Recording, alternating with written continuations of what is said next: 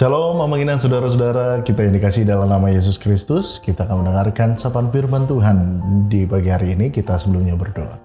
Damai sejahtera Allah yang melampaui segala akal, itulah memelihara hati dan pikiranmu dalam Kristus Yesus Tuhan kita. Amin. Amanginan saudara-saudara, kita yang dikasih dalam nama Yesus Kristus, firman Tuhan yang menjadi sapaan firman Tuhan buat kita di pagi hari ini, tertulis dalam Mazmur 23 ayat 4. Sekalipun aku berjalan dalam lembah kekelaman, aku tidak takut bahaya, sebab Engkau besertaku. Gadamu dan tongkatmu lah, itulah yang menghibur aku. Amanginan saudara-saudara, di Israel ada yang namanya jalan dari Yerusalem menuju Yeriko yang dinamakan dengan lembah kekelaman. Di zamannya Raja Daud ini mungkin telah melewati berkali-kali jalan ini. Beberapa lembah di jalan Yeriko ini menyempit di bagian dasar, di dalamnya sekitar 243 meter.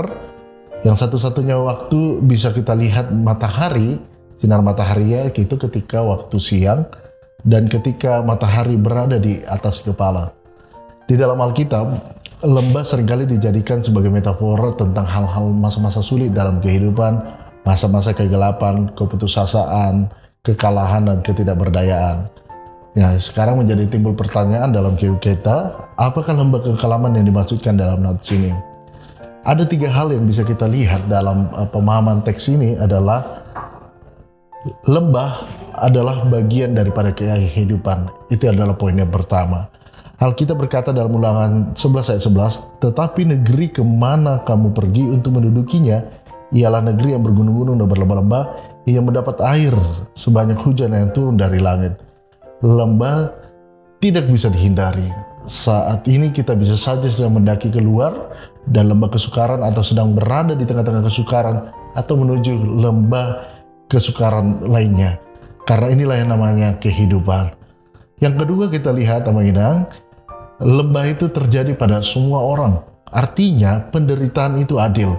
Penderitaan itu bisa terjadi kepada semua orang, baik kaya ataupun miskin, baik orang bebal ataupun orang percaya.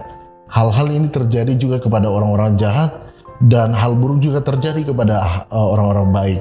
Kita berada dalam dunia yang sedang rusak dan hancur. Itu sebabnya kita punya banyak masalah dalam kehidupan. Nah, tidak ada yang kebal dari kesukaran, karena tidak ada yang bebas dari rasa penyakit, seperti halnya dulu yang kita rasakan ketika COVID-19 itu berada.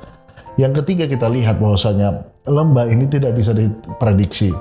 Kita tidak dapat memprediksi adalah virus corona ketika itu merambah ke seluruh dunia, bahkan sampai ke Indonesia.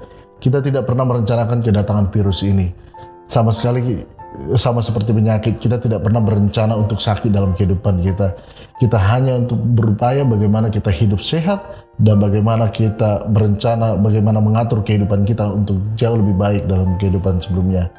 Faktanya, lembah dan masalah kita biasanya datang pada saat kita terpuruk, ketika kita punya banyak tidak punya waktu, ketika kita tidak siap, dan kita tidak nyaman di dalam kehidupan kita.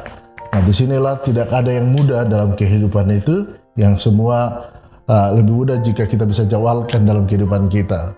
Bahkan yang keempat, kita melihat lembah itu hanya sementara. Kita tidak dapat tinggal dalam pengalaman lembah yang selama-lamanya.